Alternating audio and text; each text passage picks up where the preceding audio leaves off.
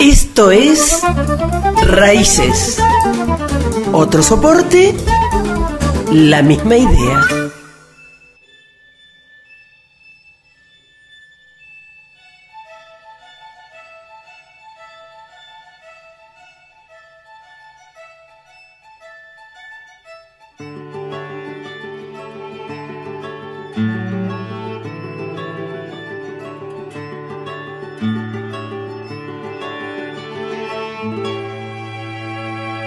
Hoy el sol se escondió y no quiso salir.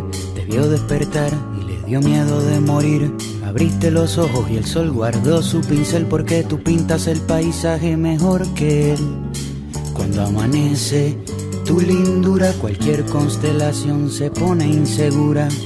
Tu belleza huele a mañana y me da de comer durante toda la semana. Tus ojos hacen magia, son magos, los abriste y ahora se reflejan las montañas en los lagos. La única verdad absoluta es que cuando naciste tú a los árboles les nacieron frutas. Naranja dulce, siembra de querube, como el sol tenía miedo se escondió en una nube. Hoy el sol no hace falta, está en receso. La vitamina D me la das tú con un beso. La luna sale a caminar siguiendo tus pupilas. La noche brilla original después que tú la miras. Ya nadie sabe ser feliz a costa del despojo. Gracias a ti y a tus ojos. Eres un verso en reversa. Un reverso, despertaste y le diste vuelta a mi universo. Ahora se llega a la cima, bajando por la sierra. La tierra ya no gira, tú giras por la tierra. En la guerra se dan besos, ya no se pelean. Hoy las gallinas mugen y las vacas cacarean. Las lombrices y los peces pescan los anzuelos. Se vuela por el mar y se navega por el cielo. Crecen flores en la arena, cae lluvia en el desierto. Ahora los sueños son reales porque se sueña despierto. Y ese sueño es seguro y así se reproduce. Y la inocencia por fin no se esconde de las luces. La escasez de comida se vuelve deliciosa porque tenemos la barriga llena de mariposas. La galaxia revela su comarca escondida y en la tierra parece que comienza la vida. La luna sale a caminar siguiendo tus pupilas. La noche brilla original después que tú la miras. Ya nadie sabe ser feliz a costa del despojo. Gracias a ti y a tus ojos. En la academia militar enseñan medicina y los banqueros ahora dan viviendas y comidas. Ya nadie sabe ser feliz a costa del despojo. Gracias a ti y a tus ojos.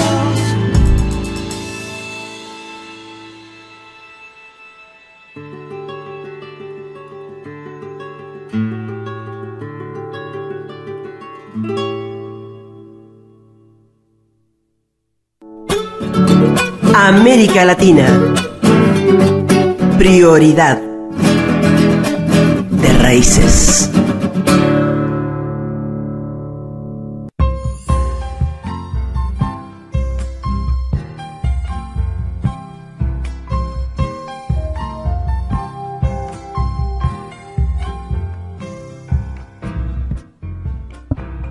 Y a las 4 de la tarde seguimos en www.raiceslaradio.com.ar. Esa es la radio nuestra de todos los días, las 24 horas, de lunes a lunes. Carito Ariente en la operación de audio y Patricia Barral en este momento disfrutando de los paisajes enterrianos. Se habrá metido al río Uruguay porque está de la costa uruguaya. O sea, es probable que esté metida en este momento en el río Uruguay o en alguna piletita de Enterrío. www.raiceslaradio.com.ar. Nos pueden escribir, mandar información, mandar también material, enviar material que tenga que ver con la música o con algunas noticias a raiceslaradio@gmail.com. Señor Eduardo Crajelún, colega periodista. ¿Qué tal? ¿Cómo andás? ¿Qué tal? ¿Cómo estás, Blanca? Bueno, por fin pudiste organizar tus horarios para venir. Sí, un poquito enredado, pero bueno. ¿Estás enredado? Sí, porque por las distintas tareas que tengo que hacer, pero está bien, lo pude arreglar. Bueno, lo pudo arreglar. Bueno, Eduardo Crajelún es un periodista de larga trayectoria, es secretario de redacción de la agencia Telan en la actualidad, ha sido subdirector del servicio en español de la agencia Reuters, corresponsal extranjero también de la agencia Reuters y de France Press, y tiene una especie de, no sé si hobby o qué es, pero le encanta y que saca muy buenas fotografías. Bueno, que gracias. la sube al Facebook, le aviso. Crajelún, con K, búsquenlo por ahí. Exactamente. Y es más, Lo subo, sí, habitualmente lo subo. apellido danés, ¿no? Danés, sí. Danés. Che, Eduardo, fuiste subdirector del servicio español de Reuters, pero y bueno, trabajaste acá en la Argentina también antes de irte a Bueno, antes de irme, sí. Antes de irme trabajaba en lugares un poco disímiles, en la sección policía de crónica y en la... policía de crónica, pero que era fundamental. Sí, fue mi escuela. ¿Eh? Fue mi escuela. Claro. Y por otro lado trabajaba en la sección cultura del diario La Opinión. O sea, en una punta y otra y en la sección cultura del diario La Opinión de la época de previa a la dictadura, estamos hablando. Claro, Sí. bueno, y ahí, ¿con quién trabajabas? ¿Con Hellman? Bueno, estaba Hellman, pero el que estaba ¿Urondo? era, ¿cómo se llama? El que murió, el escritor, el de Evita, el que escribió la novela Evita. Se me fue Tomás Eloy Martínez. Tomás Eloy Martínez era el que estaba a cargo de todo eso. Ujú. Y así yo trabajaba directamente Pero vos- con Albertito Spumber. ¿Con el poeta Spumber? Sí, con él. ¿Pero Él era mi jefe. pero a qué te dedicabas ahí? Hacía fundamentalmente crítica literaria, porque en esa época, además de trabajar, estudiaba literatura en la Facultad de Filosofía y Letras. Letras. Sí. Ajá. Entonces hacía crítica literaria, eso lo hacía, digamos, como colaboraciones, y como trabajo cotidiano, digamos, estaba en el diario Crónica, que insisto, fue mi escuela, digamos. Ahora, todos los que trabajaron en aquella época de crónica, la palabra escuela aparece inmediatamente. Porque fue eso, o sea, realmente aprendimos no solo a hacer periodismo, sino a hacer una forma de periodismo A ver. que dista mucho, digamos, un poco de la imagen que tiene la gente del diario. Es decir, el nivel de exigencia que tiene para un cronista, por ejemplo, de crónica, valga la redundancia, es muy grande. Es decir, vos entrabas a las 7, 8 de la mañana y a las 12, 1 ya estaba cerrando. Entre medio de todo eso tenías que salir, hacer entrevistas, lo que fuera, volver y escribir. O si no, dictar desde algún lado. Digamos, el nivel de exigencia era muy grande, ¿no? Y con gente como García, no era fácil, ¿no? Era de los que te decían a la mañana, salí y si no volvés con 10 muertos, no vuelvas.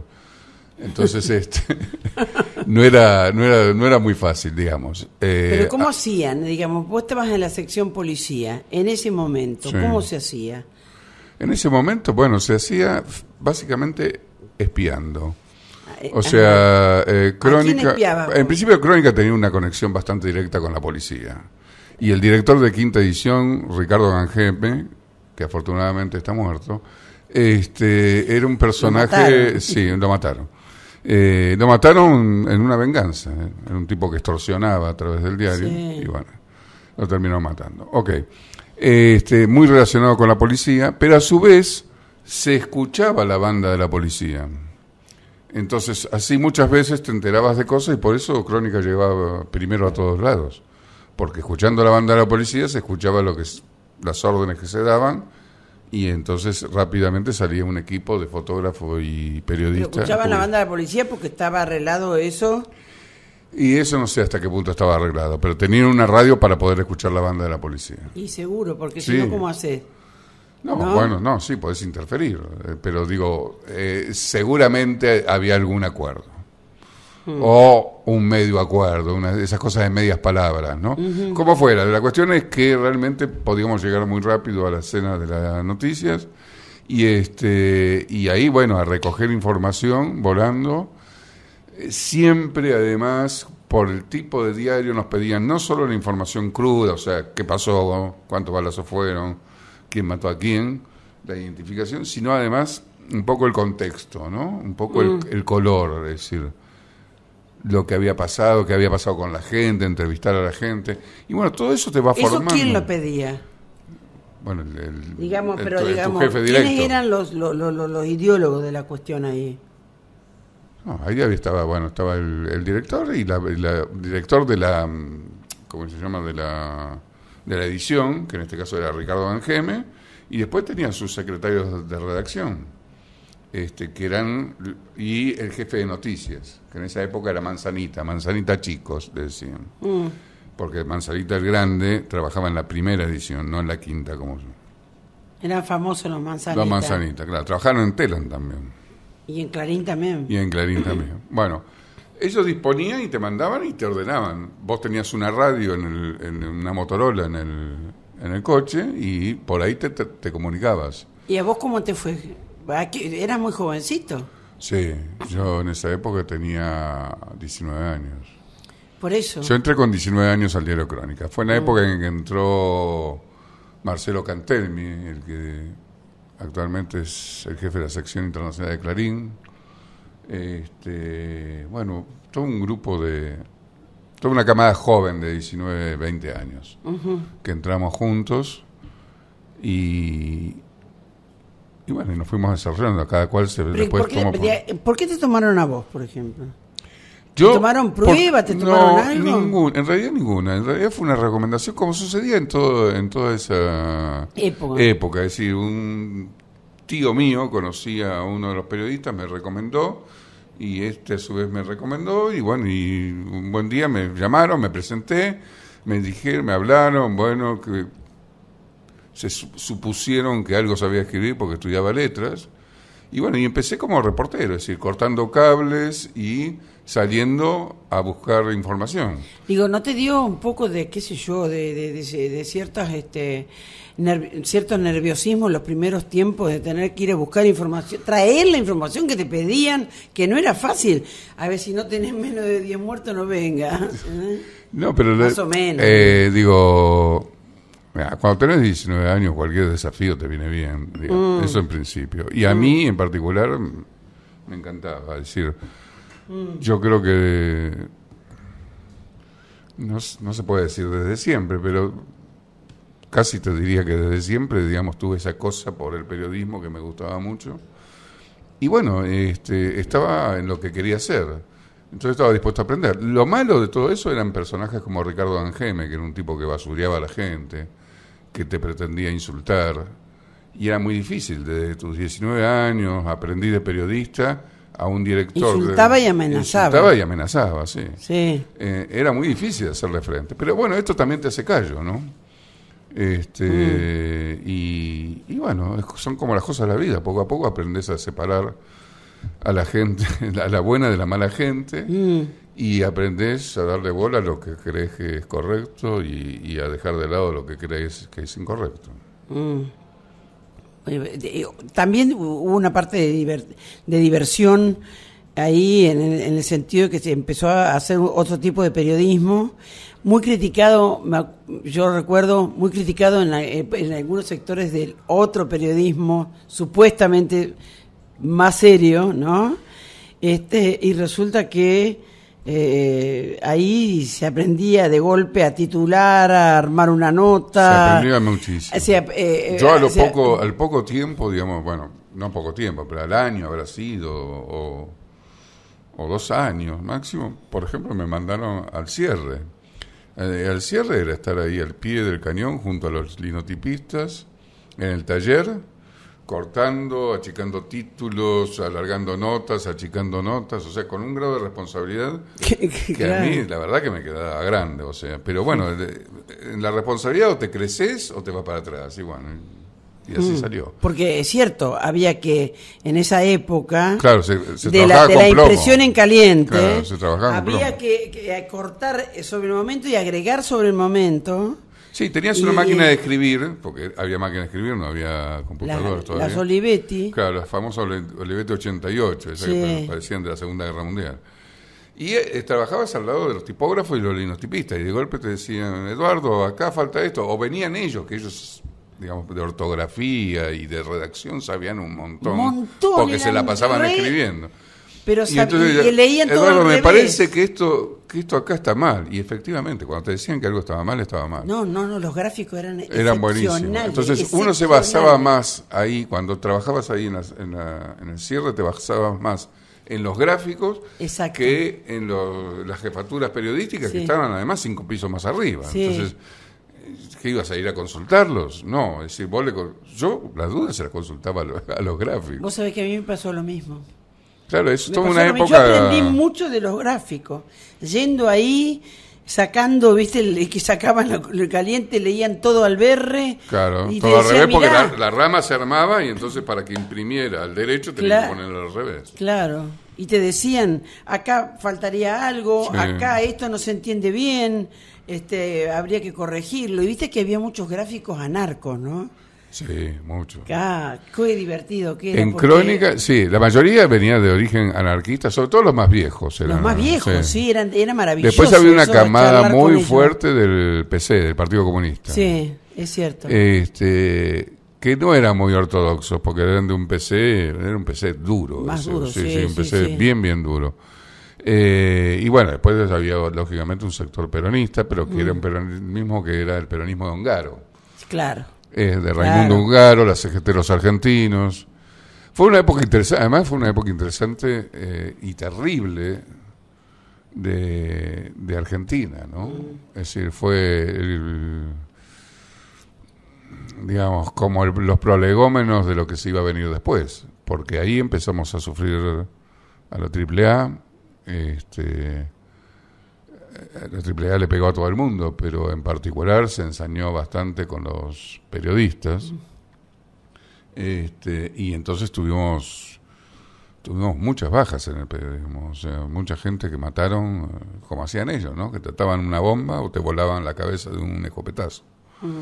Esa fue una época muy dura. A mí me tocó toda la última época que estuve, me habían asignado a cubrir la AAA, y era una cosa horrorosa porque era llegar a ver cuerpos despanzurrados, y a veces que eran gente conocida, porque eran periodistas o, bueno, gente que conocías. Y primero que te tocó, ¿te acordás? Debe haber sido No sé cuál algo era el muy primero. impactante Me para vos, ¿no? Sí. No, ¿de quién fue el primero? No, vi tantos. Me acuerdo uno, digamos, que fue, si mal no me acuerdo, en Lomas de Zamora. Quizás vos te acordás, esos no eran periodistas, eran militantes de JTP. Los ataron a una bomba y los volaron, eran 3, y estaban los intestinos colgados de los cables de la luz o del teléfono, yo no me acuerdo qué era. Entonces eran escenas espantosas realmente, ¿no? Y que infundían mucho terror. Y cuando volvías a la redacción, así, volvías en un estado muy... Y sí, lo que pasa es que también te ibas como medio entrenando, porque en el sentido de poder separar la cosa, ¿no? Obviamente la procesión, como decía mi abuela, iba por dentro, pero vos tenías que hacer frente a eso y tenías que poder escribirlo o contárselo a alguien que estaba armando una nota más grande para también escribirlo, porque había a veces 2 o 3 hechos y de golpe alguien, qué sé yo trabajaba mucho con Pekov, por ejemplo, ¿no? No sé si vos te acordás. Bueno, el viejo Pekov es otro, ese fue mi maestro, creo. Él te decía, bueno, pibe, vamos a hacer así, vamos a hacer así. Entonces él te decía, bueno, quiero que me des esto, ¿no? Y entonces él te decía, aunque él no había cubierto la nota, ya te decía cómo quería la nota, o sea, ya la tenía en la cabeza. Y bueno, así fuimos aprendiendo. Ahora, lo curioso es que vos también estabas trabajando en La Opinión haciendo una parte literaria. Literaria, sí. en el, Crítica, crítica de nuevos libros. ¿Qué crítica? Lo cual era buenísimo porque me quedaban los libros. Te llegaban los libros, pero... Claro, llegaban los libros, llegaban a Alberto los libros, y yo iba 2 veces por semana, ya no me acuerdo bien. Iba y entonces recogía los libros y entregaba nota, y me llevaba libros, los leía... Y bueno, también estaba aprendiendo a hacer crítica literaria. Alberto ahí después me corregía, me decía, ¿Te corregía? No, claro, sí. Eso está muy bueno. Me corregía y me decía, mira, esto sí, esto no, esto por qué sí, por qué mejor esto que pusiste acá abajo, por qué no mejor arriba, las razones. Y bueno, está bueno el periodismo es un oficio, o sea, se aprende está haciéndolo, bueno. Digamos, no hay forma de explicarlo. Con esto no quiero alegar las universidades y todo lo que hacen, pero las universidades lo que te pueden dar es un panorama general, la cultura general que necesitas para abordar la tarea periodística. Pero el periodismo en sí, la técnica, digamos, que vos adquirís para hacer una nota, ¿qué es lo que vas a buscar cuando salís? ¿Qué buscas? ¿Por dónde buscas? Eso, te pueden decir cómo preguntar por ahí. Pero en una entrevista así, como la nuestra, tranquila, digamos, pero si vas a la calle a cuestiones, digamos, de broncas políticas, broncas sindicales, broncas como la de la AAA, qué sé yo, tenés que ser mucho más ágil, o sea, y tenés que ver por dónde te metés y cómo te metés, qué sé yo, cuando volaron al jefe, no sé si te acordás, bueno, te debes acordar, sí, seguro, cuando los montoneros volaron en el Tigre al jefe de policía, a Villar.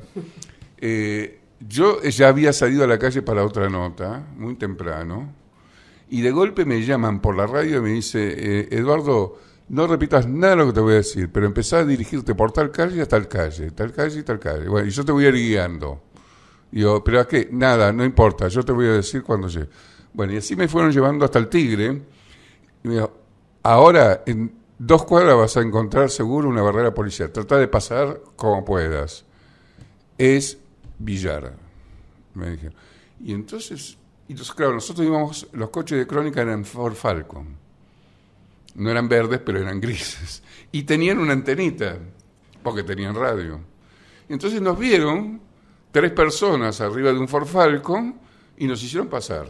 Pasamos con el Tupa, el fotógrafo del Tupa, Carvalho, el uruguayo. Pasamos y bueno, yo llegué a ver pedacitos de madera con cachos de carne que todavía quedaban. Y el Tupa sacó fotos hasta que, bueno, duramos, yo empecé a hablar así con 2 o 3 y ¿qué habremos durado? 5 minutos, 3 minutos, no sé cuánto duramos. Pero cuando nos dijeron, ustedes se van de acá y nos querían matar, ya teníamos la nota. Claro. Bueno, eso era Crónica. Te llevaba al límite y vos tenías que hacer la nota. Y bueno, y te la desincriabas, te infiltraba, por ejemplo, como eso, nos metíamos. Cuando yo le hice la única entrevista, no, la única no puedo decir, pero cuando se escapó Robledo Puch, ¿te acordás? El famoso delincuente ese juvenil que después lo volvieron a agarrar. Sí. Bueno, Crónica quería dar porque se había escapado Robledo Puch y qué sé yo. Y entonces un día, ya cerca del mediodía, cerca de la hora del cierre, no teníamos nada y se nos ocurrió con el fotógrafo ir a la casa de la abuela, porque él quería muchísimo a la abuela. Esa era otra cosa, que en Crónica te aprendía los personajes de memoria. Entonces podías relacionar y pensar, bueno, ¿a dónde voy a buscar información? Y llegamos a la casa de la abuela y él se acababa de ir. Entonces la abuela nos contó todo lo que pedía, lo que quería. Bueno, se retrasó la edición, cerró como a las 2 de la tarde en lugar de la 1. Pero bueno, llevamos la foto de la abuela, pues en esa época era negativo, no se podía transmitir, o sea, había que llevarla. Volvíamos los coches, pero a una velocidad increíble. Y yo, mientras tanto, en el coche iba dictando. Bueno, y así hicimos las cosas. Por eso te digo, por eso digo que es una escuela, y por eso todo el mundo dice que es una escuela, no porque me haya pasado a mí nada más. Ahí tenías que reportear, tenías que escribir, sí, era diario tenías que resolver cosas que por Además ahí nunca... te tocó a vos la sección más fuerte de Crónica. Claro. Policial. Policial, sí. La más fuerte de Crónica, la más leída, la más buscada. Sí, la sección más jugosa. La más jugosa, la que más requería la gente que le compraba Crónica, que además llegó a vender, qué sé yo, Sí, una cifra. Llegó a vender entre las 3 ediciones 700.000 ejemplares. Nadie llegó a vender en la historia del país. No. 750.000 creo que fue. Sí. En esa época. Con tiradas, en esa época que estamos hablando de la mitad de los 70, antes de la dictadura. No, pero digo, en cuanto a la cantidad de habitantes de la Argentina, era muchísimo menos. Era menos, sí. Era menos. Lo que pasa que lo que pasa es que el diario lo compraba todo el mundo, ¿no? Imponente era. Sí. Todo el mundo leía el diario, todo el mundo compraba un diario por día, por lo menos. Y había gente que compraba el matutino y el vespertino. Claro. Era muy diferente todo. Bueno, y después vos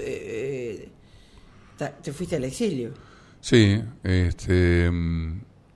yo opté por el exilio. Bueno, éramos de la comisión interna, Fernando Ferreira, que estuvo antes. Que estuvo antes que vos. Y yo éramos de la misma comisión interna. O sea, eran delegados. Éramos delegados de la comisión interna. Y bueno, recibimos una amenaza de la AAA, justamente. Y vos que ya habías visto lo que hacía la AAA. Sí, yo aguanté un año, digamos. Aguanté un año después de la amenaza. Y llegó un momento que ya no podía más. O sea, porque no podía dormir. Políticamente, digamos, estaba débil en el sentido de que no tenía una referencia muy clara para mí, estaba en desacuerdo con muchas cosas que hacía mi referente político, digamos. Entonces me sentía muy débil, o sea, políticamente. Desprotegido. Sí, más que desprotegido, o sea, no tenía, si vos estás convencido, esto es así, bueno, estás como duro, digamos, estás dispuesto. Ahora, si estás bueno, la verdad que es así, pero la verdad que están haciendo tantas metidas de pata que no, esto no tiene sentido, esto nos lleva a la locura. Bueno, nos llevó a la locura. Y bueno, entonces decidí, hablé con mi responsable de ese momento, que era la Vicky Walsh, y decidí irme. Le dije que me quería ir primero porque no estaba de acuerdo, y segundo porque realmente me sentía muy debilitado, y bueno, y tercero porque tenía una amenaza de AAA, o sea, ¿qué iba a hacer? Así que me fui a España. Bueno, me detuvieron antes de eso. Pues quise sacar el pasaporte, no quise salir por la frontera de tierra, quise sacar el pasaporte. Cuando me fueron a entregarme el pasaporte, me detuvieron, me mandaron a Coordinación Federal. Coordinación Federal me interrogó, o sea, me encerraron en una habitación, y yo dije, bueno, acá viene todo. Me dejan, sí. Acá me dejan. Sí, estaba esperando que empezara la sesión de tortura, digamos. Pero no me habían encapuchado, nada, o sea, me llevaron nomás. O sea, y vino un señor, bastante grandote, por cierto, los dos solos en una habitación, con 2 sillas, venía con una carpeta así, grande, y abrió y empezó a preguntarme cosas. La verdad que sabía cosas que yo ni me acordaba de las cosas que sabía. De la facultad, de dónde militaba, de lo que hacía, de lo que hice tal día, una cosa pero increíble. Sabía más que mi mamá, qué sé yo, no sé. Para mí que tenía internet y todo eso, ¿no? En esa época. Qué bárbaro, ¿cómo se bueno, toma? finalmente a la hora me dijo, bueno, mire, su pasaporte está acá. Yo me tuteaba, yo te aconsejo una cosa, pibe, me dijo. Agarra este pasaporte y andate lo antes posible. Bueno, te imaginas cómo salí de ahí, ¿no? ¿Tenías algo de guita para irte? Muy poca guita. No tenía mucha guita. Tenía algo de indemnización de Crónica. Porque te habían echado. Bueno, sí, negocié la indemnización. Bueno, mis viejos no me podían dar nada, así que me tuve que ir con casi con lo opuesto. ¿Y te fuiste a Madrid? Me fui a Madrid por razones técnicas, digamos. Yo lo que sabía era escribir y hacer notas, entonces para escribir necesitaba que fuera en castellano. Y bueno, entonces decía, bueno, por América Latina, pero en América Latina, digamos, para sobrevivir, digamos, así de colaborador, que sé yo, me parecía más difícil en ese momento. Entonces opté por España y bueno, me fui a España. Y bueno, y ahí me instalé. No fue fácil, pero poco a poco sí empecé a trabajar. Y nunca trabajé fijo en ninguna medio, siempre de stringer, de colaborador. Pero trabajé, bueno, cuando fue el lanzamiento del Diario del País en esa época. Trabajaba para Cambio 16, que no es lo que es ahora. Cambio 16 era el bastión de la lucha contra el franquismo. Sí. Entonces trabajé para Cambio 16, para la revista Posible, para una revista más zurda, digamos, que se llamaba Triunfo, que la dirigía Jaro Teglen. Bueno, trabajé para varios medios y sobreviví así, logré sobrevivir bien durante 5 años y luego ¿Alquilabas? Sí. Primero, bueno, una habitación en una pensión, después pude alquilarme algo. Después compartí con uno que era abogado laboralista. El abogado laboralista defendía presos políticos, en realidad, ¿no? Sindicales. Del cual me hice muy amigo, fue mi gran amigo español, digamos. Y después de ahí sí, conseguí un departamento chico, pero un departamento lindo, que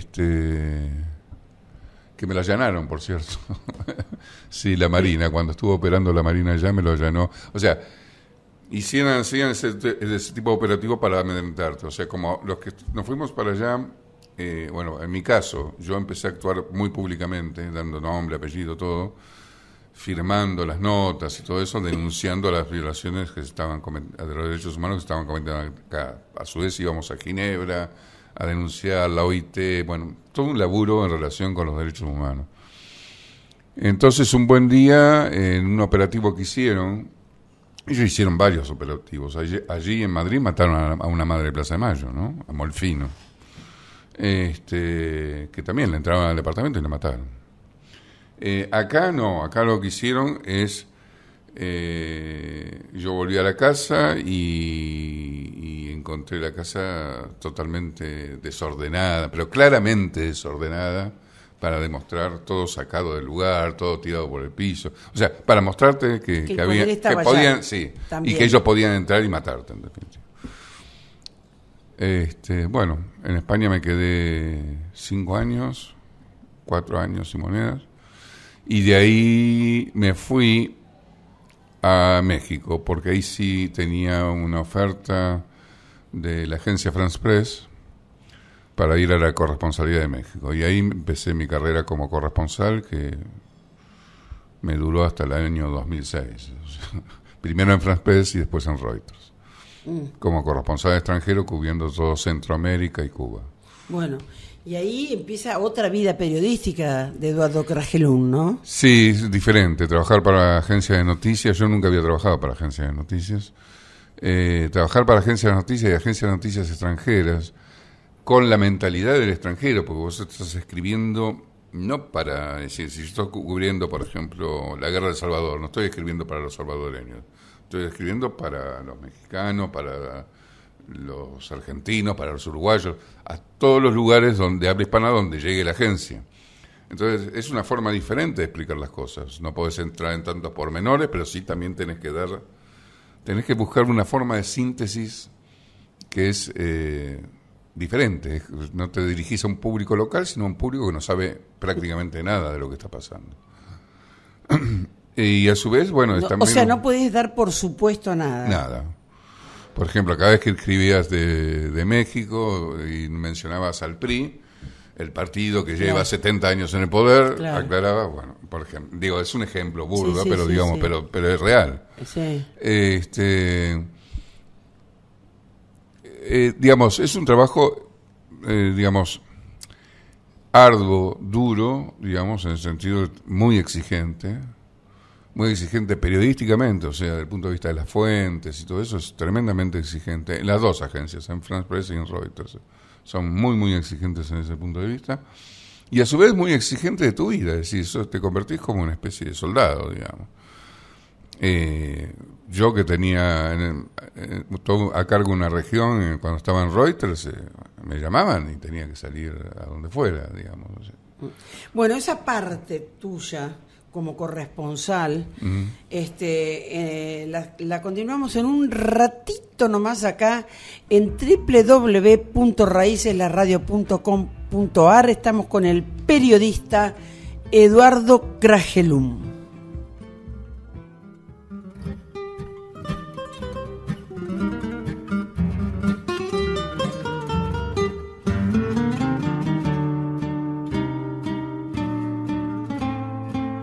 En la timba de la vida me planté con 7,5, siendo la única parada de mi vida que acerté.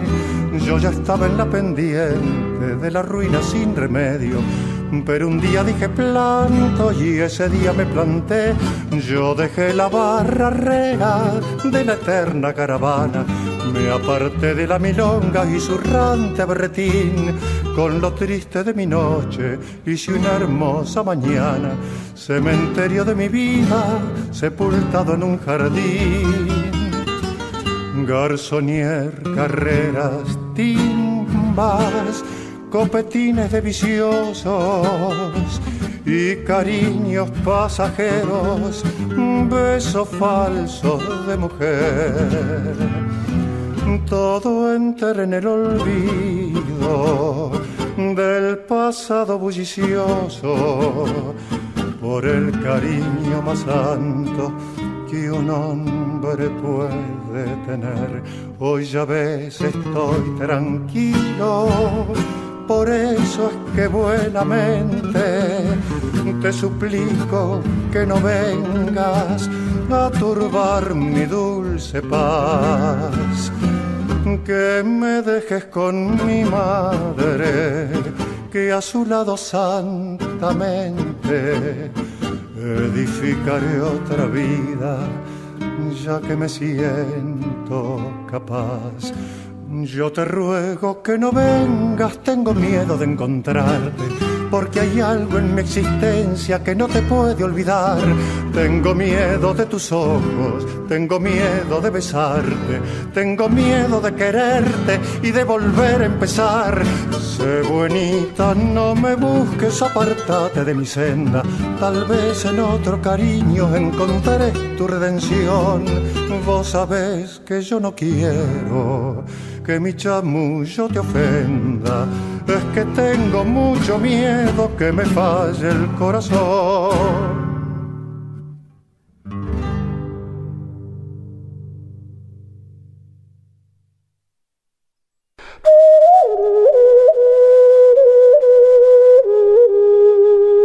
Raíces.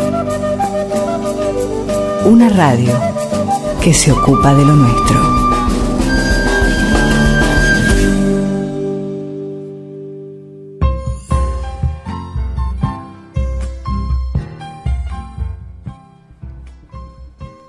Estamos con el periodista Eduardo Kragelum, secretario de redacción de la agencia Tela en la actualidad. Ha sido subdirector del servicio en español de la agencia Reuters y corresponsal extranjero también de Reuters y de la agencia France Press. Como hobby, fotógrafo bueno, ¿eh? Bueno, son muy buenas las fotos que sacás. ¿Aprendiste fotografía? Bueno, la fui aprendiendo. Lo de la fotografía en realidad es esas cosas que uno va postergando en la vida, y que de pronto me decidí hacerlo, ¿no? En realidad, por el tipo de trabajo que hice siempre, ya sea en crónica, cuando salía a cubrir algo, siempre iba y tuve excelentes amigos fotógrafos, ¿no? Claro. El turco Marcayan, que actualmente es jefe de fotografía de Reuters. ¿Ah, sí? ¿El Marcayan está ahí? Sí. El Tupac Carvalho, que está en Perú. No sé, tuve muy buenos amigos en fotógrafos. Y luego cuando me hice corresponsal ya extranjero, bueno, tu vida es con los siempre viajás y volás y vivís con un fotógrafo, parece tu esposa, digamos. Así que siempre me atrajo mucho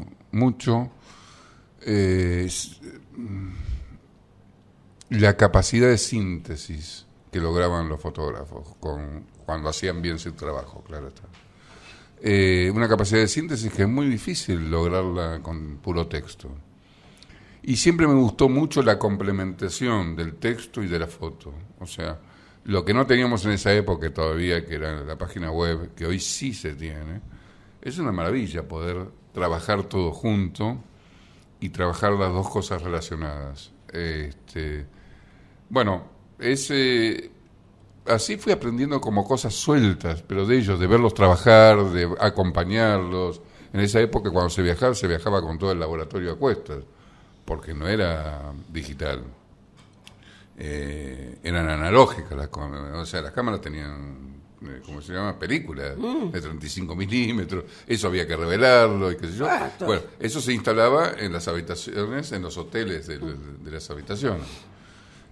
Por lo tanto, siempre te tocaba algún fotógrafo que se venía a bañar a tu habitación porque el baño lo tenía lleno de líquidos y de cubetas y todo ese tipo de cosas. Pero a su vez todo eso había que cargarlo y había que subirlo y bajarlo y bueno.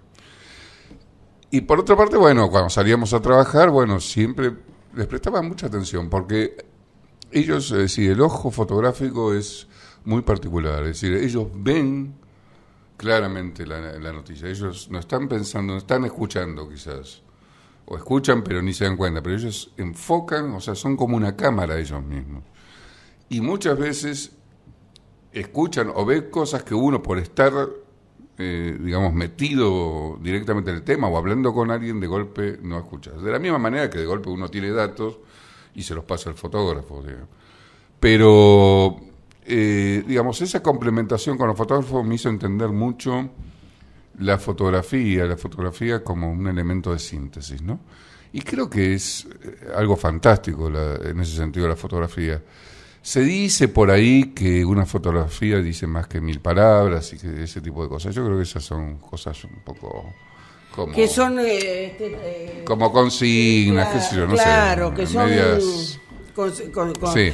Que son cliché del periodismo. Son como clichés. Pero te puedo dar ejemplos para un lado y para el otro. O sea, por ejemplo, la foto, bueno, si vos hablas de Vietnam, la primera foto que se te va a venir a la cabeza, la primera idea está relacionada con esa foto famosa de la nenita que va caminando desnuda quemada por napalm, que actualmente es una señora ya mayor que se salvó y que la salvó el fotógrafo, en realidad, el fotógrafo que le hizo la foto. Esa imagen se te viene inmediatamente a la cabeza porque se convirtió en una foto emblemática de Vietnam, por ejemplo, ¿no? Por otro lado, por ejemplo, para ponerte el ejemplo al revés, cuando cae Ortega en Nicaragua, los sandinistas habían hecho una guerra contra los somocistas durante años, habían muerto. Toman el poder, resuelven dar elecciones, van a elecciones, Ortega gana las elecciones, o sea, el Frente Sandinista gana las elecciones, la primera revolución que llega realmente al poder por vía electoral, después de haber hecho toda una guerra, y resulta que, no sé cuántos años después, en el 90, yo cubrí esa elección, Ortega va contra un frente de la centro-derecha, encabezado por Violeta Chamorro, que era la esposa de un periodista y político muy conocido, pero ella era una ama de casa, o sea, con todo respeto para las amas de casa, pero es la verdad, o sea, no, es una mujer que entró a la política a partir de que mataron a su marido. Y resulta que Ortega pierde con Violeta Chamorro.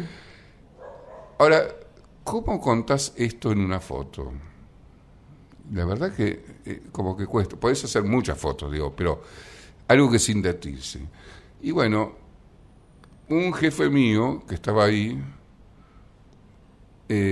el primer párrafo de su cable, que era un análisis, el primer párrafo tenía 4 o 5 palabras. Decía, y al final los yanquis ganaron, punto. Y después empezaba a contar. Bueno, esa era la imagen, o sea, que a Ortega lo hubiera derrotado Violeta Chamorro en las urnas, era, bueno, claramente, los yanquis ganaron.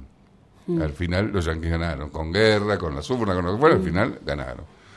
Entonces, con esto te quiero decir, podés hacer extraordinaria síntesis con las palabras y podés hacer extraordinaria síntesis con las fotos. Lo que pasa es que las fotos tienen una cosa estética que es muy linda, que a mí me atrae mucho, y tiene una forma de comunicar diferente. Y, digamos, a mí, digamos, yo he escrito durante toda mi vida y ahora la verdad es que me divierto muchísimo tratando de mostrar, digamos, esa realidad que se puede mostrar solo con la fotografía, creo.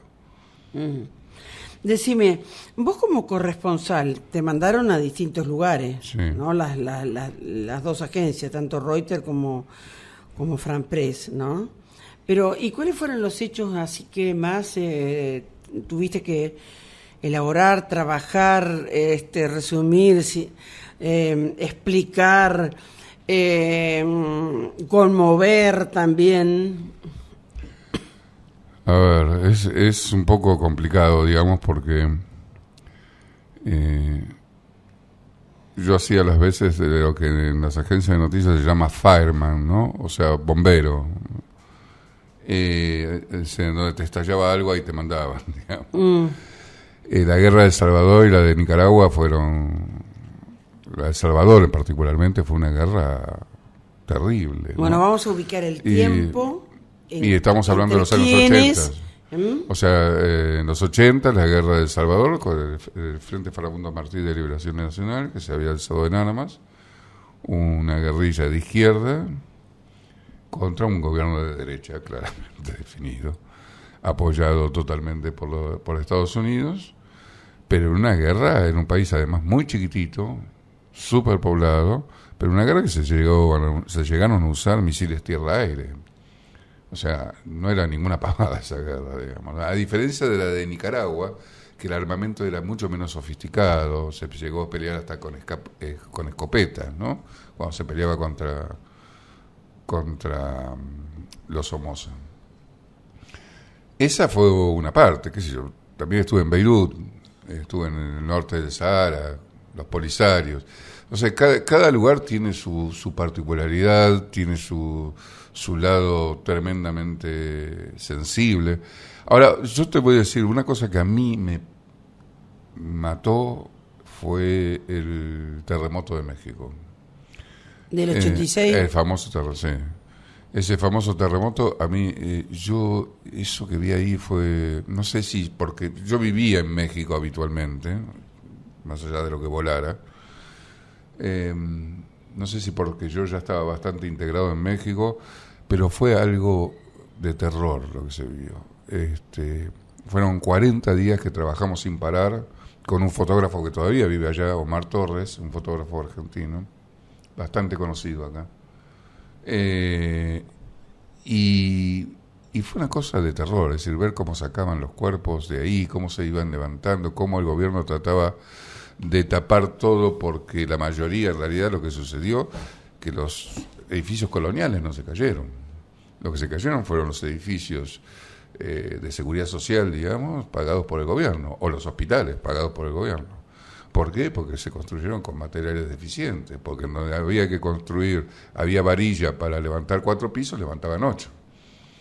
Porque en donde había una escuela que tenían que hacer las plataformas de los pisos de una determinada manera, resulta que para ahorrarse dinero, ya no me acuerdo qué no usaban. Bueno, hubo una escuela, claramente, de estudiantes secundarios, que los 4 o 5 pisos se vinieron así, hacia abajo, ¿no? Hacia abajo, y bueno, aplastó todo lo que había en el medio. Entonces fue una cosa desesperante, ¿no? Después estuvo el hospital el Hospital Juárez, de donde sacaban a los chicos recién nacidos, que el último salió como 10 días después, vivos todavía. Bueno, yo te lo digo y todavía se me pone la piel de gallina. Creo que fue, yo no sé si es lo más espeluznante que vi. por ahí seguramente no, porque he visto cosas horrorosas, pero la masividad de eso y la movilización que hizo el pueblo mexicano para eso, que acordonaba los lugares y no dejaban entrar ni al ejército, porque sabía que si entraban les iban a robar. La gente que vivía en la zona acordonaba los lugares e impedía que entrara el ejército para que las familias pudieran recuperar lo que se podía recuperar. Había cosas, actitudes fabulosas, actitudes que además tuvieron consecuencias políticas muy grandes. O sea, ese terremoto, se dice que fue el terremoto que tiró el PRI abajo, justamente. El partido que llevaba 70 años en el poder no pudo resistir la bronca de la gente. Y bueno, vino una renovación. Después no sigamos con lo que pasó porque también fue... Pero fue un... Ese terremoto, estuvo la parte del terremoto en sí, pero está toda la lectura política del terremoto, ¿no? Entonces, para mí, digamos, desde el punto de vista emotivo, es una de las cosas más fuertes que me tocó vivir. ¿Y eso lo tuviste que hacer para la agencia? Ahí estaba para la agencia France Press. Ajá. Ahí fue cuando descubrimos, yo no sé si te vas a acordar vos, uno de los lugares que se derrumbó fue Gobernación es el Ministerio del Interior. Abajo, ahí llevaban a los extranjeros cuando los encontraban sin documentos, o los detenidos, y qué sé yo. Y con otro compañero que desgraciadamente ya murió, Luis Granowski, que vos lo debes haber conocido en Clarín, andando, él también era corresponsal de la France Press, estábamos los dos. Él fue el que me hizo ir a la France Press, justamente. Descubrimos, casi de casualidad, digamos, vimos el derrumbe de la Secretaría de Gobernación, nos metimos a ver qué podíamos hacer, y de golpe vimos un coche que tenía la cajuela, como dicen los mexicanos, del baúl, un poquito así abierto, está destrozado por los golpes, ¿no? de los derrumbes. Y miramos así, se acerca Luis, y de golpe levanta así, y había dos cuerpos, maniatados. Y vimos en otro coche, encontramos otros cuerpos maniatados y amordazados. Bueno, era gente secuestrada, eran colombianos en realidad. Y escribimos la nota y se armó un despelote tremendo, nos querían echar del país, etcétera, pero los cadáveres estaban, nosotros no habíamos mentido. La agencia France Press se portó muy bien con nosotros dos porque el gobierno mandó todo un pedido de expulsión, que fuéramos retirados por la agencia, no de expulsión, de México a París, a la sede central, y mandaba y ponía los cables, digamos. La agencia le respondió que efectivamente iba a verificar toda la denuncia que ellos hacían, que estaban interesados, qué sé yo, y a la semana le mandaron una carta diciendo, miren, nosotros hemos revisado todas las denuncias y todos los cables que ustedes nos mandaron, y los dos periodistas cumplieron estrictamente con las exigencias éticas que tenemos en la agencia. Por lo tanto, nosotros no estamos de acuerdo con moverlos ni llevarlos a ningún lado. Y ahí quedamos en el medio. La cuestión que yo tengo, vos lo sabés, un hijo mexicano, y ni así pude conseguir nunca, no te digo la nacionalidad, no pude conseguir ni siquiera la estadía permanente. Siempre tuve ¿Para vos? Sí, siempre visa de corresponsal extranjero. O sea que es como una visa de diplomático. La última vez que me la rechazaron decía en particular, textualmente decía, en particular el trabajo que usted desarrolla en México no es del interés del país. Pero eso fue el terremoto en México, claro. ¿Y vos cómo se salvaron vos, Granowski? Porque ¿Dónde estaban? Yo estaba, era un jueves, yo tenía Franco. Fue a las 7:19, no me lo voy a olvidar más. Yo vivía en una casita en el sur del DF, que ya es zona volcánica, es zona mucho más dura, no es la zona, digamos, del centro donde golpeó más. Y entonces, el primer síntoma fue que mi perro empezó a aullar y subió corriendo al lado de la cama y me volví. Yo tenía ganas de ahorcarlo porque era mi día de descanso. Los animales son los que lo sienten primero. Sí. Y ni bien, no sé, que habrá pasado un minuto y empezó a moverse. Yo estaba acostado en la cama con la que era mi esposa en ese momento, y la ventana del frente se hacía como un 8, era increíble, y se movía y saltaba, fue una cosa de terror, fue larguísimo además. Me quería levantar y no me podía levantar, me tiraba de nuevo a la cama. Bueno, pasó, y el único que teníamos en el centro, bueno, estaba la Torre Latinoamericana en el centro, que nunca se cayó, es una torre que tiene como 30 pisos. Ahí estaba la oficina. La torre quedó parada, no pasó nada. Fue construida, por supuesto. Es más, el que la había construido estaba ese día en la torre, porque él llegaba muy temprano y tenía una oficina en el cuarto o quinto piso, no me acuerdo bien. O sea que era antisísmica. Totalmente antisísmica, sí. Lo que hacía es giraba sobre sí misma y de golpe se equilibraba, y aunque siguiera el temblor, se aguantaba todo. El único que estaba recién llegado y por lo tanto estaba alojado en un departamento en la zona céntrica, digamos, era Omar Torres, justamente el fotógrafo recién llegado. Su mujer hacía días que había llegado de Buenos Aires. Y bueno, al final me logré comunicar con él y me dice, desesperado, estamos evacuando el edificio. Y digo, bueno, voy para allá. Y cuando yo me largo, ahí es en donde empiezo a ver los desastres, ¿no? Porque yo no tenía, es decir, se cortó todo. Se cortó la radio, se cortó la televisión. No teníamos idea de la magnitud. Y a medida que fue avanzando y que las radios se fueron y que no podías pasar por acá y que no podías pasar allá, y después de golpe te encontrabas con un hueco en la calle que no lo podías pasar, con derrumbes, me acuerdo un monobloc que se derrumbó completamente, bueno, te ibas encontrando con el desastre. Y afortunadamente ninguno de los compañeros nuestros murieron, pero ahí murieron miles de personas, todavía nunca se va a saber la cantidad. Sí, miles, claro. Bueno, esa fue la parte de... Y para, digamos, cerrar por hoy todo porque estuviste en el Líbano también, ¿no? Sí, pero eso hace mucho también. Fue... Antes. Sí, pero, cuando estaba en Madrid. Digo, vos me decís que la guerra del Salvador, sí, esa guerra interna y terrible y fue particularmente cruel. Sí. Esa y la de Guatemala, ¿no? Lo de Guatemala... Guatemala, más que guerra, fue una represión de un nivel... ¿Y ahí cómo te manejaste como corresponsal en las dos, en Salvador y en Guatemala? ¿Cómo? Bueno, acreditado ante el ejército. Sí, pero digo, cuando tenías que entrar en algún lugar embromado, de un lado o del otro... Y bueno, ahí, no sé, en Guatemala era más... Bueno, estaba la represión y estaban los campesinos, que eran los reprimidos. En El Salvador el problema que había es que es un lugar muy chiquito. Entonces, para pasar, lo que hacíamos era infiltrarnos, o sea, nos mandamos entre las filas del ejército y pasábamos con los pases del ejército, hasta que se llegaba a un punto que ya el ejército te decía, no pase. Entonces tenías que buscar por dónde te escapabas, por dónde te ibas, para pasar al lado del FMLN, al lado que controlaba la guerrilla. Y entonces, una vez que estabas con la guerrilla, bueno, te quedabas con ellos. Y después, de nuevo, lo mismo, ¿no? O sea, la guerrilla te dejaba pasar, pero para meterte al ejército. Y si el ejército se enteraba que habías estado ahí te interrogaban porque querían saber cosas, digamos. ¿Te pasó eso? Sí, varias veces. ¿Varias veces? Digo, te interrogaban, pero con cuidado, digamos. No era como si agarraran a alguien, a un salvadoreño.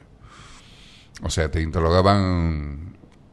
digamos que en términos bien, o sea, no pasaba... Pero porque eran corresponsables, porque es, claro, hasta ese momento todavía, sí, hoy día no sé si mínimamente pasaría eso, lo ¿no? respetaban, digamos. Mataron muchos corresponsales, ojo. Sí. Murieron muchos corresponsales, hicieron cosas bestiales, cosas de perseguir a corresponsales que iban con... Se usaba, en ese momento la identificación en los coches se ponía TV, porque ellos lo identificaban con prensa eso. T... y la B, como si fuera televisión. Uh-huh. Bueno, eso era el símbolo de prensa. ¿Por qué? No me pregunte, pero estaban acostumbrados a eso, entonces todos usábamos la T y la B. Y una camioneta de estas combis típicas que iba con un equipo de TV, yo me acuerdo que la empezaron desde un helicóptero, y la empezaron a perseguir. Y entonces le tiraban adelante Un misil, ¡boom!, bombazo, y tenían que frenar y hacer así, y entonces después le tiraban atrás, y a darle adelante, atrás, hasta que pararon. Cuando pararon, ametrallaron, y bueno, ahí murió un periodista, digamos, no me acuerdo dónde era. Pero como ese te puedo contar, qué sé yo, el compañero mío, el que era fotógrafo, que era salvadoreño, iban los dos en una moto, dos fotógrafos de Reuters, y bueno, el que iba manejando, pasaron por un control en la misma ciudad de El Salvador, pasan por un control, los paran, como eran salvadoreños los empezaron a embromar y qué sé yo, bueno, hasta que al final digo, no, váyanse, le dicen. Y cuando se van, disparan. Entonces, al que iba manejando murió en el acto. Y al otro quedó malherido, Galdames, Luis Galdames, un excelente compañero, malherido.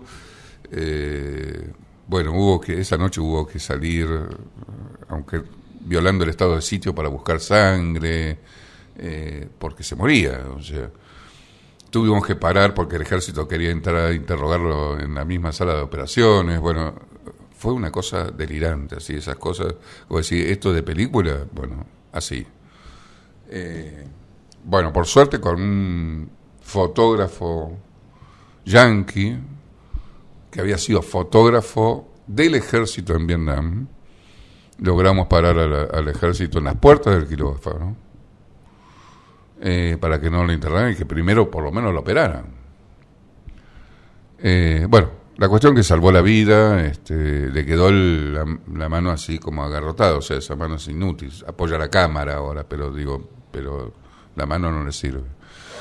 Pero murieron muchos periodistas, yo no tengo las cifras ahora en la cabeza, pero en El Salvador fue muy duro, muy duro como para cubrir. Bueno, finalmente, Eduardo Cragelum, con estas historias que son algunas de las millones de historias de las notas que tuviste que cubrir, ¿no? Sí, la verdad que hay muchas anécdotas. Anécdotas se sobran, digamos. Vendrás otro día a seguir contando... Cuando quieras. Anécdotas.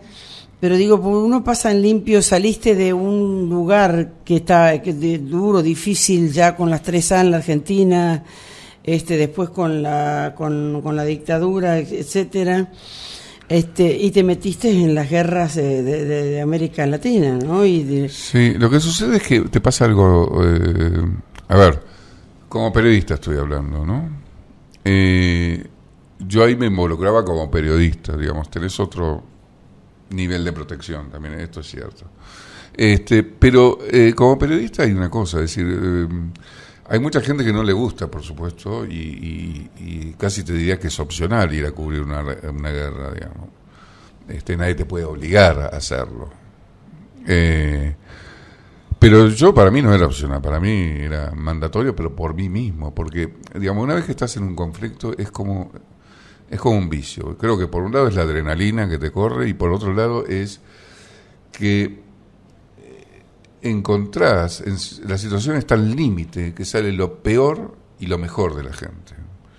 Entonces eso te da un contexto, digamos, para escribir maravilloso, o sea, en el sentido de poder describir al ser humano, aunque lo describas con anécdotas, es decir, no vas a hacer un tratado de ética, digamos, pero contar lo que le pasa al ser humano en esas circunstancias, bueno, es una oportunidad, para un periodista es una oportunidad grandiosa. Sí, porque seguramente entonces te encontraste con gente de la que esperabas otra cosa y... Te encontraste de todo. Claro. De todo. Desde la miseria más grande hasta... La sorpresa de tipos que no te imaginabas, ¿no? Sí, o gente muy común, pero que de golpe realmente son esos héroes cotidianos de la guerra, ¿no? Que ellos son héroes, pero no lo saben. Pues son héroes por mantener a su familia. ¿Hay tiempo para una cortita? Sí.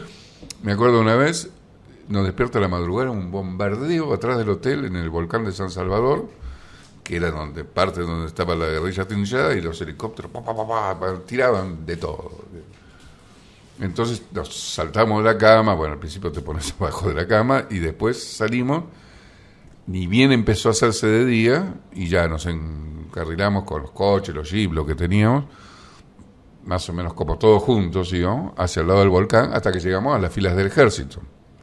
Todavía están totalmente atrincherados, de estos que se visten con todas las cosas así, tipo, parecen indios sioux, digamos, como se pintan.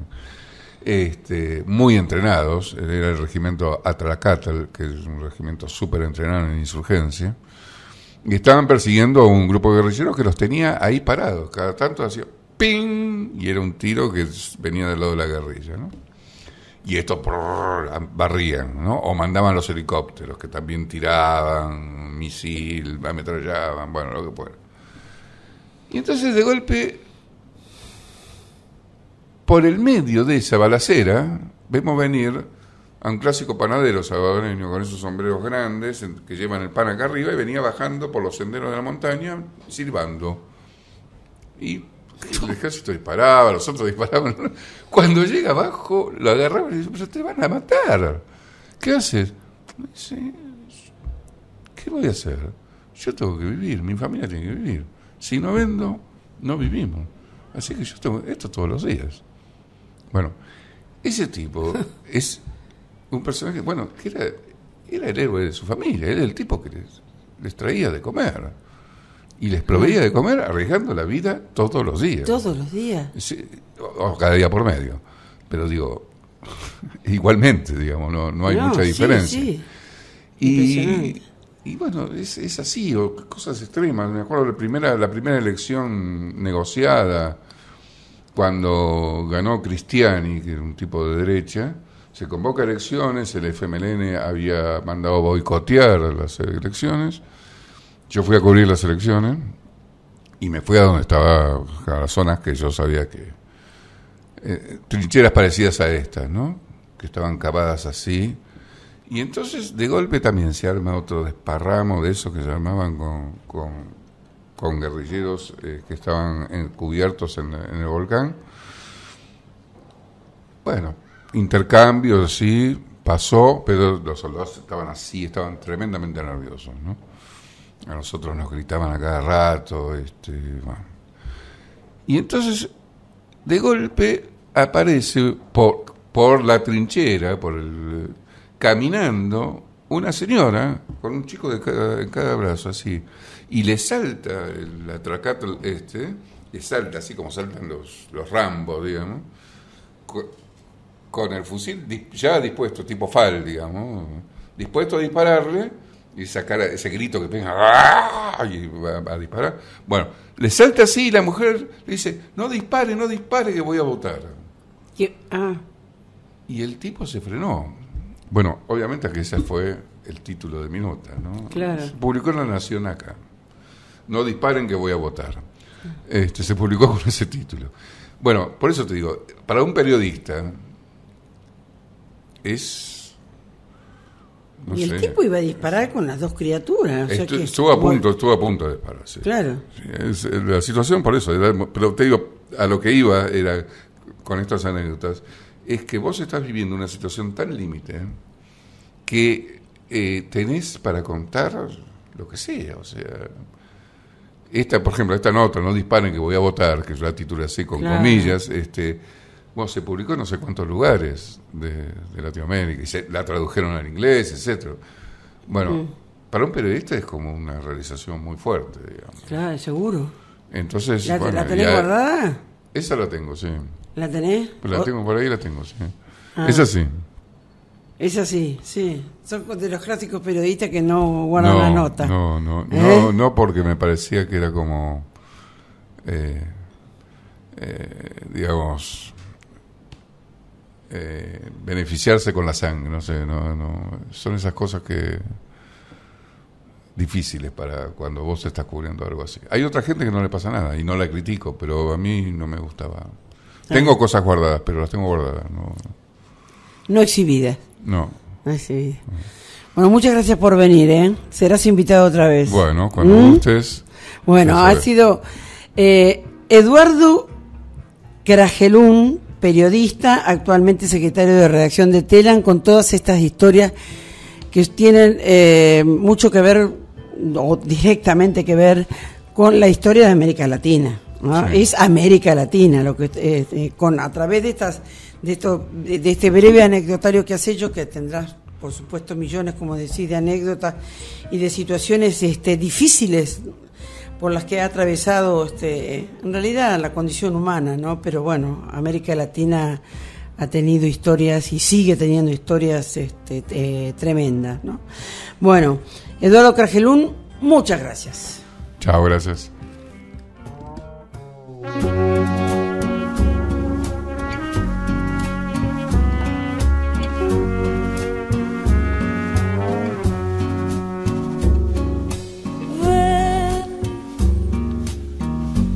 Mi corazón te llama, ay, desesperadamente. Ven, mi vida te reclama. Ven, que necesito verte. Sé que volverás mañana con la cruz de tu dolor.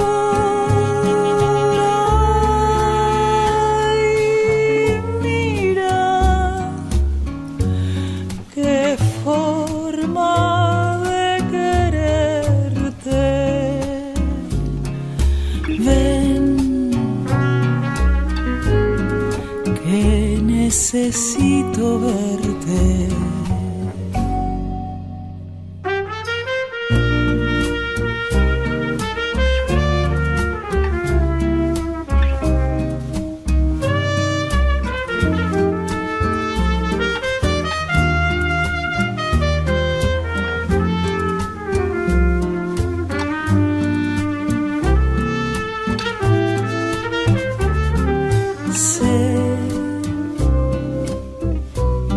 Volverás mañana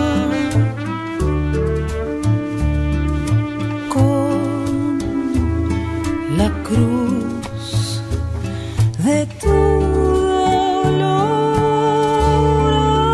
Ay, mira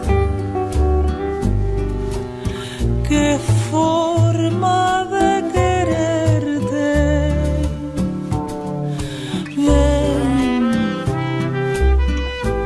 Que necesito verte. Ay, desesperadamente. Ay, desesperadamente.